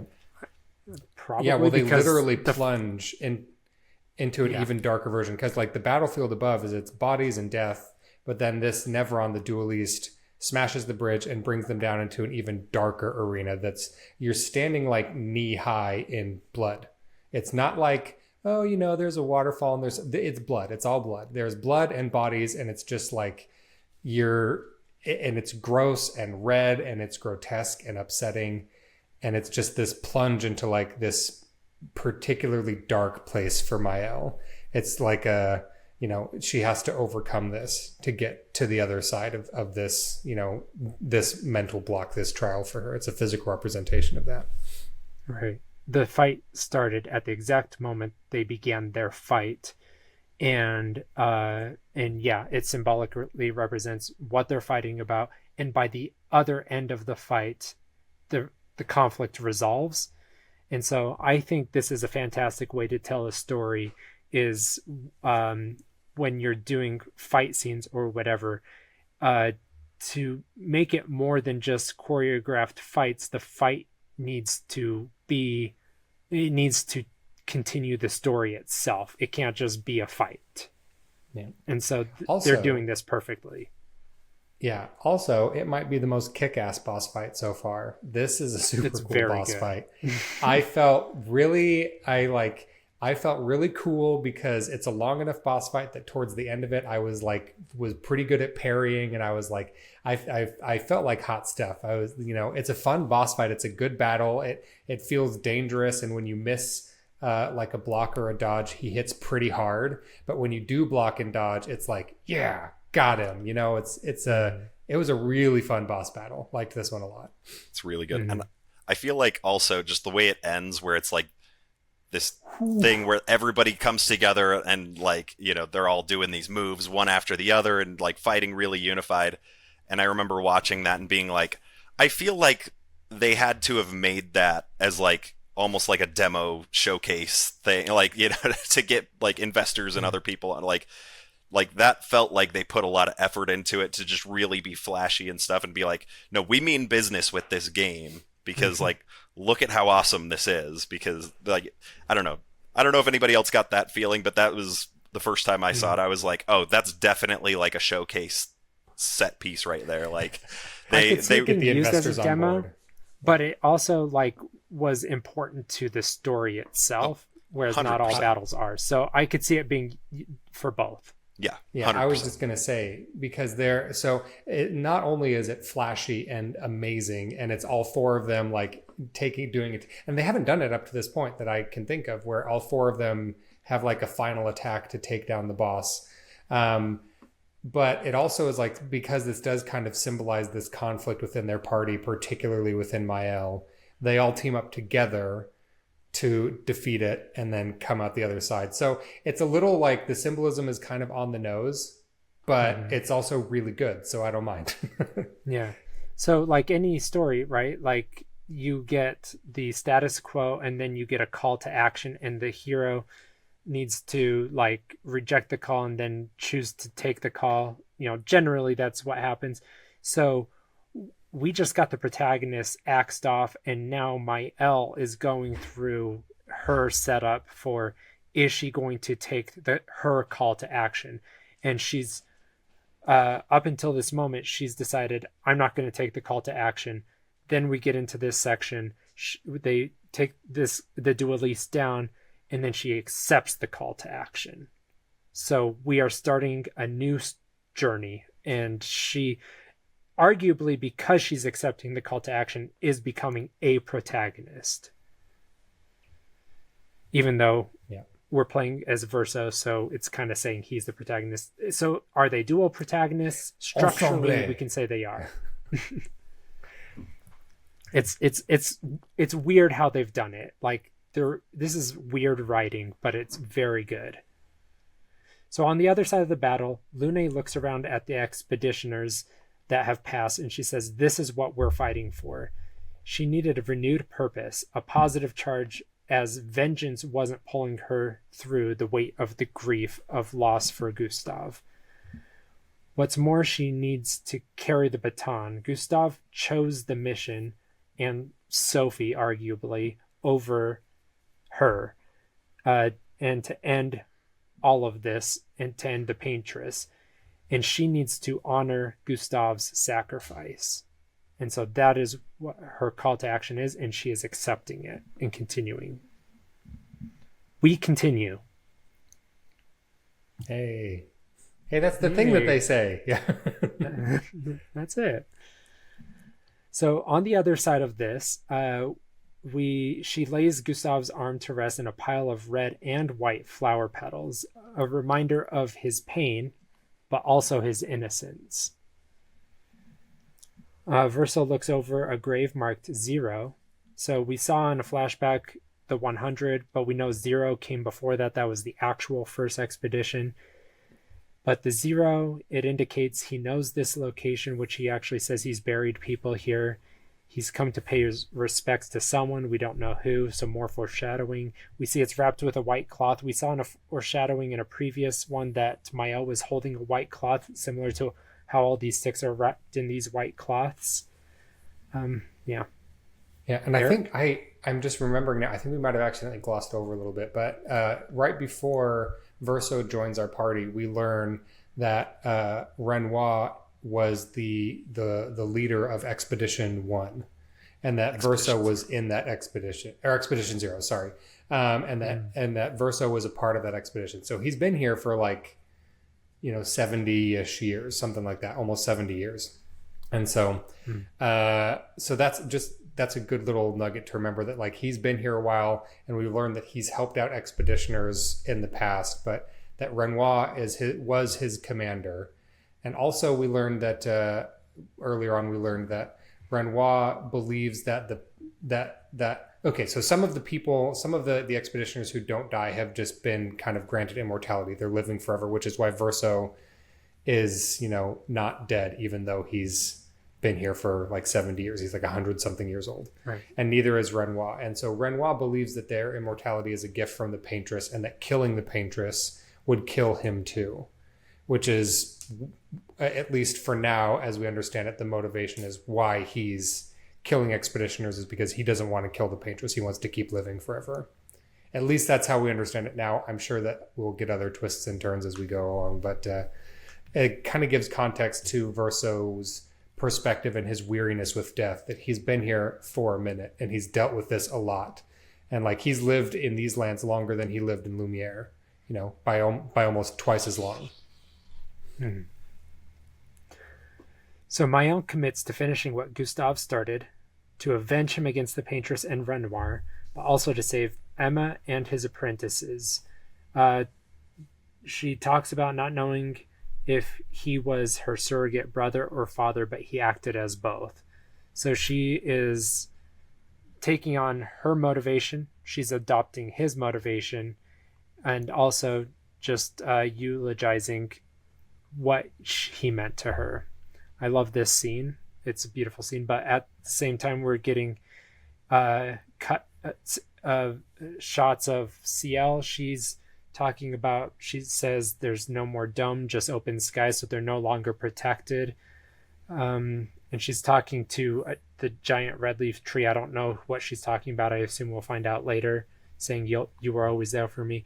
Lune just commits to when one falls, we continue. So she's always been for the collective. She's all about ethos and patriotism, mission oriented, and that's how she honors the dead. Yeah, she also, Lune says, you can leave it to us, which I feel like is a nice, like, we've got this, we can do this for you, kind of a thing. So she's eulogizing him through dedication to their cause. Maiel is eulogizing him by continuing the mission that Gustave sent forth, and then Ciel is eulogizing him by saying thank you. You were always there for me, and then telling him to say hi to Soph for me, which I thought was sad. Good. And really nice. Yeah, I really like that it's under a red tree, similar to where at the beginning of the game, you take Gustave and you meet Sophie by a red tree in Lumiere. And now Gustav is laid to rest under a red tree that's very similar to that. And I just, to me, this scene really hit me hard the first time I played through, and even in subsequent playthroughs, because it's a really touching moment to say, hey, we're going to step away from all of this hardcore battle and have like just this really touching funeral for this character that we have been playing with this entire time. And I feel like that doesn't happen a lot. Characters die and it's like, well, okay, it is kind of just we remember them by carrying on and completing the mission, but this is more than that, because they do have kind of a service, like as best they can out in the wilds here. And it's this really just touching, really sad moment that's so packed full of emotion, between the voice acting and the music and just the direction overall, the dialogue, all of it comes together to make this incredible scene of, all of them kind of pouring out their hearts and saying this final farewell to Gustave, instead of letting his death be the goodbye and just like leaving him there on the cliff. And it's like, well, we got his arm as well, because that had the Lumina converter on it. It is this moment to say, no, like, we are really truly stopping here to honor this character and to let you see how much he meant to the other members of this expedition. Yeah, the longer you draw out this grief, and the more that you show it afterwards, the deeper his impact on the story, and the more powerful his character means.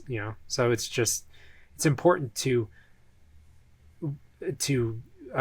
be patient and take your time with this, even if it derails the pacing a little bit. That's important. Yeah, there's something to be said when media takes this environment that a funeral or honoring somebody does not make sense. Like, you just got this forgotten battlefield, you're in this world of constant danger, and you're taking time out to say, okay, we're going to do something special for X person. Like, it reminded me a lot of in the Harry Potter movies, where when Dobby dies, spoiler alert, and there's and Harry's just like, I want to bury him. It's one of those things like that doesn't necessarily fit in this world, but there's this extra emotional impact of this is so deliberate. This is not just this. It's not just this is what you do, because I think with a lot of times with death, it's this is what you do. If you're in war, it's you leave them and you move on. If you're in the real world, it's okay, funeral, kind of run of the mill. There's a process there. But when those worlds cross, where you're in this dangerous place, and then you make this deliberate decision to, I think, arguably put yourself in danger and your mission in danger to do something special for somebody else, there's just this little extra impact to it that really hits hard and makes those moments really special. Yeah, well, they even have this whole mantra: when one falls, we continue. Where it's like, we can't value death on this side. We need to just kind of keep moving. but Gustav was so important that they just do it anyways. That they're like, we need to honor him, even though we are supposed to just continue. And I think it even lets the like us as the players, it gives us a second to be like, hey player, mourn Gustav. Like, we know, we recognize that we took him away from you, and that was a really like just jerk thing to do, but like, here you have this second to breathe. Like, and as the character, you get to kind of almost feel that too, where like you get to mourn Gustav with the characters of the expedition. And to me, that at least provided closure that I didn't know that I needed when he died. And it was just like this, like I got emotional the first time I played it, and like Gustav's death was just shock, and I was like, wow, like that was crazy. But then like this part happened, and I really went through it. I felt it, where I was just like this, like I was not expected, like I did not expect to get this moment where the game asked me to grieve for this character that I was so attached to. I was ready to just move on. We continue. Yeah. No, I love that, like, they've made death commonplace, but they make the stakes individual by focusing on Gustav like this. And that's very important to this story. I remember, anybody here, like, I know Tucker did, you remember The Following with Kevin Bacon and Sean Ashmore, 2 seasons? It got to the point where they were running through characters that they were killing so fast that like they could barely even introduce them for 1 or 2 episodes before they could kill them again. And so you could not get invested in characters fast enough to care about them before they could kill them. And so it's very important to know how to make some, like, this was important to, like, I really liked reading Stephen King's books because he understood to make a horror novel, you have to care about the character before you terrify the reader. And so that's why his books like are so loquacious. Like, he has to force you into long sweeping tangents about these characters, get you invested in them emotionally, get you make them give authentic scenes, give I don't know, just make them vulnerable, and then you dump the scary moments on them. You kill them off, and then you're just devastated because you didn't want that. You connected with them, you cared about them. You have to do the work first. Yeah, it's why when you watch a slasher movie, you're rooting for the bad guy, because you're like, yeah, kill those stupid teenagers, get them all, line them up one by one and chop them up. Yeah. Do not care about them. I don't care how many tangents you go on. I'm always going to root against a teenager. 100% of the time. They're the worst. You could not make me care about them. Yeah. All right, so back at camp, Verso elucidates the mission. We have to destroy the Paintress's heart somewhere at the center of Old Lumiere. Lumiere broke off of it in the fracture. He found it somewhere around Expedition 58. Renoir erased Expedition 58 right after he found it. Ciel and Lune have an aside about the night they met and their parents were Gommage, so that's how they connected, how they comforted each other. But Lune became mission-oriented after this and abandoned Ciel without explaining herself. So this reminded me of The Last of Us Part 2, how Abby became mission-oriented and abandoned Owen at some point because Lune did not get nearly as buff as Abby. She didn't eat as many burritos. Yeah. Exactly.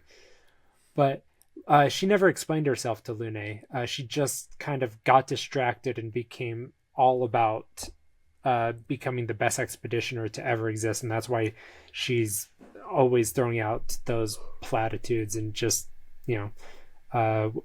we continue and all that stuff. But this is her coming back and focusing on being a human, connecting with people. Friends are not distractions. So it's challenging her on arcing. Her arc is she needs to be a human instead of not just focusing on the mission all the time. Having a friend. Yep. So I think that, yeah, I have a feeling that that will be her character arc, is she's going to form a lot of really personal relationships and bonds as we go throughout this story. That seems like what's going to be her thing. And so these moments at camp, particularly with Lune, are really like illuminating. I really like what she, the conversation that she has with Maiel at the camp. I wrote down a lot of what Lune tells her, because Maiel apologizes for, kind of the outburst. And Lune kind of starts to comfort her. And so some of the dialogue that she says is, "The pain we feel every time we lose someone. I've tried many ways of dealing with it. Running from it, sitting with it, compartmentalizing it. But what I needed was to use everything. I use the pain, I use the fear, the shame, the guilt, the anger. I use it all to keep going, to make sure I continue. I can almost feel them walk beside me, everyone we've lost walking with me. I feel their presence, their closeness, and they help me." And like, I think that's such an interesting insight to, Lune, where, she's almost attached so much to these relationships that she used to have. And, it's caused her to miss out on some of the relationships that she could have now instead of the ones that are in the past. But she also, once she says, "I feel their presence and they help me," Maiel asks, "Do you feel Gustav too?" And she says yes. And Maiel's response is, "Well, I'd like to feel him with me too." And it's this continued, like, I just love the emotion that these characters are able to show and that the players are able to feel as we go through this. And to see just the depth and the nuance of each of these characters and the things that, they can teach me. And, I feel like anytime I play this, like, there are new things that I take from it where I'm like, I like that. That's how I'm going to deal with grief when it comes up for me. Yeah.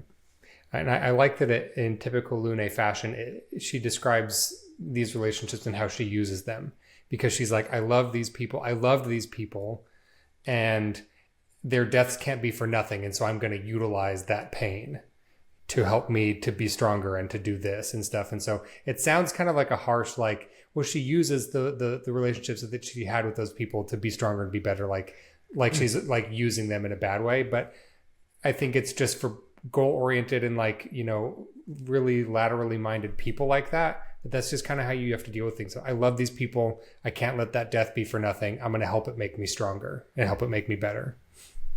Yeah, I want to just like echo all of that and just bring it back down to the character writing and dialogue.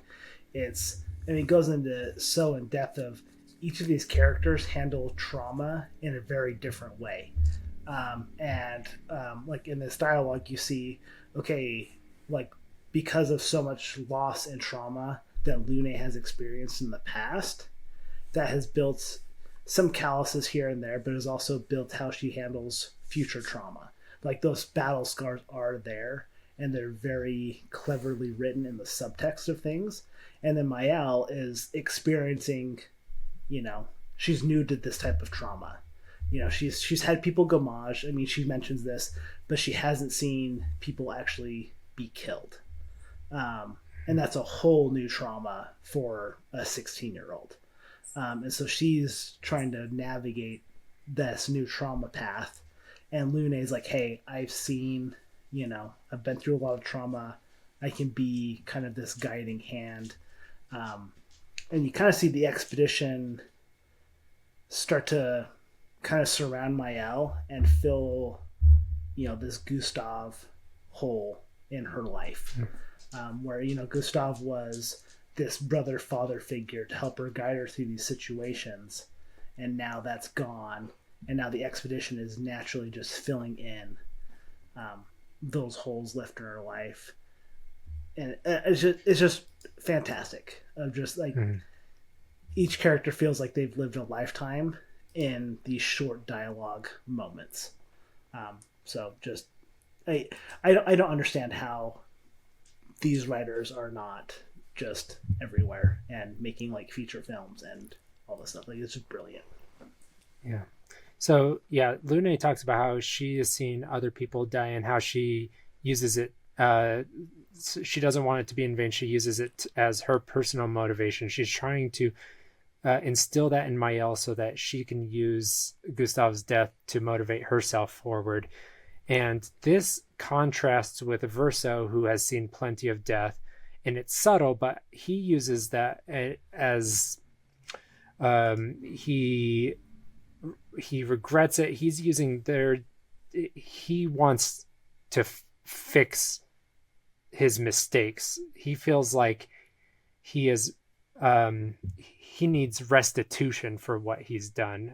He feels like he owns a lot of their death and he wants to fix it. So he's also using death. He's just using it to push himself forward in a different way. But yeah, so this is random, but Lune using this to fix her, to motivate herself. It reminded me of The Man Who Knew Too Little with Bill Murray, how he's trying to figure out how people get themselves to cry on cue. He wants to use dead puppies as motivation, like for method acting, to cry on cue. So he just starts like touching his eyes, like dead puppies, dead puppies, dead puppies, and he can't do it. It feels like that's what Lune's doing here. People have died. I gotta fight the paintress. People have died. It's so sad. It's so sad. Oh, I've got to fight. Okay, I'm ready. I'm ready to fight her. All right, so at the end of this section, Maiel offers an olive branch to Verso, Gustav's 33 patch, apologizes for attacking him over the condolences earlier on, talks about how Gustav talked to her about if more people cared, it'd lighten the load for everyone, and brands them the disaster expedition. So what is the arc that allowed Verso to be accepted into the team? How did he earn their trust? I told you, it's because SKA likes him. That's all they need. Well, that's how you, that's as the player. player, that's true. Yeah. How did the team get to like him? I think it was that Verso offered, because he didn't just come in and be like, all right, I'm the new Gustav. He was like, hey, I want to join your journey. I'm really sorry that this terrible thing happened to you.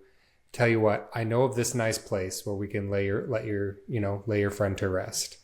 And I think that especially for Maiel, that was like a good signifier that he wasn't just there to, mess them up or to just have something to do or whatever, that it was important to him too, to help the expeditions how he can. Yeah, I mean, I think it's true to the if more people cared, it would lighten the load. This is Verso caring. And by caring, it's lightening this emotional load that Maiel is carrying around. And the rest of the expedition. And like, I think Eric's spot on, just like, hey, I know a place. Let's make this a priority to get there. Not a, hey, if we run across this, yeah, sure, we can do that. It's no, Verso is taking them there deliberately. I think that he also does it by, he demonstrates his value. He shows up, just like the dentist system. Yeah, he's beginning the dentist system. So he's beginning the dentist system by demonstrating his value. And so, with Lune, he's providing information. She wants to know everything. She's kind of the scientist of the group. And, so he shows up and he's like, yeah, the man from the beach, his name's Renoir. He was the commander of expeditions. Like, he gives a lot of information. And, even when they have their one-on-one conversations, he's like, sure, ask 3 questions, and she's like, 3 questions and 3 follow-ups, but like, he's providing information. And with CL, she wants to know, like, give me, like, we're going to trade stories. Give me something dark and personal. Like, she wants to get to know him, on a deeper level, and he's willing to be vulnerable. In order to connect with her, to show her that he also has, a dark trauma like she does. And then, yeah, with Maiel, it's, look, I brought you Gustav's arm. Let's go find a place to set this. Here's also Gustav's journal. Like, he tries to offer the condolences, but also he's like, look, like, I've lost he knows from personal loss, he's lost a lot of people, and he's not trying to tell her how to get better with it. he's just respecting until she's ready. That it's like, because he's been there and he knows what it's like to suffer that loss, that it's like, okay, I'm not going to try to lecture her. I'm not going to try to, tell her to get over it or to offer her anything unless she, actually needs it. He's just willing to be there and to be silent and support until she's ready to open up, and then he can establish that relationship. And so I think, he does that to each of them individually, but then also when we get to this, camp scene, he is also being like, okay, we're going to go visit my oldest friend. His name's Minoko. He lives at Minoko Station. He's going to join us because we're going to need the extra firepower if we're going to be doing all of this. And he's like laying out the plan. So as a whole, he's still demonstrating value by saying, okay, like, here's the best strategy. Like, I know my way around here. This is the way we've got to go about this. Like, this is where we'll be safest. This is, just, we're going to go to point A to point B to point C. And he's just kind of laying out the best and most strategic plan for them at this time. And so they're like, okay, yeah, like, they all have that personal connection where he provides value to them individually, but then he also provides value to the team by being able to lay out a plan for them to follow that makes sense. Yeah. Kind of freestyling here. I might get it a little bit wrong, but Act 1, we establish that we have a problem. Verso isn't trusted. Maiel wants him to leave, and but she, as the inciting incident, she doesn't trust him, wants him to leave, but wants the arm buried. So we enter Act 2. We go to the Forgotten Battlefield. Fun and games. We're running around. We enter the midpoint, which is the Dueliste. We enter the dark night of the soul. They fall down into the pit. She ends up having to choose, do I continue or do I turn back? She decides to continue. Then we enter Act 3. We're at the tree. We're eulogizing Gustav, what he meant. And then we return to camp. It's the denouement. We have done the hero's journey within this section, and we have decided that Verso has, yes, demonstrated his value, and he has, yeah. So anyway, I just love that within this section we have played out a 3-act scene of story of Verso having a problem and needing to overcome it, and Maiel opening up and saying, you're welcome into the team. And now we can continue on with Act 2. I just love that, there's brilliant writing throughout this entire thing. These people know their shit. Yeah, it's not just all right, now we're going to introduce this character and he's in the team now because we need another team member, and here's a couple of bullet points of how we can get the other team members to warm up to him. There's arcs and structure to everything that make it make sense, even when you don't understand. It's all in the back of your head. It's just happening, and you're accepting things at face value. And this is the difference between good storytelling and bad storytelling. Bad storytelling is sometimes you can you're that feels weird, but I don't know why. Mm-hmm. And then good storytelling, you never think that. You're just oh, I'm enjoying this. And the best thing that a story can do is never make you go that felt weird, or wonder why that happened, or ugh. In good storytelling, you just kind of, things happen and you're yes, I accept all of this. That was satisfying. That was satisfying. Yeah. And I think this game does a good job with that, is it's doing a lot of legwork that you don't necessarily notice unless you start to pick the story apart, but it feels good and is satisfying. It feels simple, but it's actually complex, which is, I think, the mark of good storytelling. Yeah. Yeah. Yeah. I don't think I can't remember another video game outside of probably the Last of Us series that has done it so well. Death Stranding. I don't know. It's a different. Death Stranding is a different beast. It does do that a lot, but there's not as much subtext in Death Stranding. Death Stranding is its own thing. Are a little fuzzier. Yeah. Well, as far as structure goes, yes, The Last of Us is the most complicated. The Last of Us Part 2 is the most complicated story structure I've ever seen. This is right up there with it, as far as complex, fantastic storytelling and structure goes. And Alan Wake 2, is really fantastic. Sam Lake knows what he's doing. That's one I've never finished. We'll have to do that one on the channel sooner or later, and then I'll get around to actually finishing it. I'll have to start over at this point. I started it like 2 years ago. All right. Well, any other final thoughts on this section? I like it. Advice to everybody: go play this game. Yep, do it. If you haven't started by now. Yeah. If you have, sorry for the spoilers. Yeah. All right.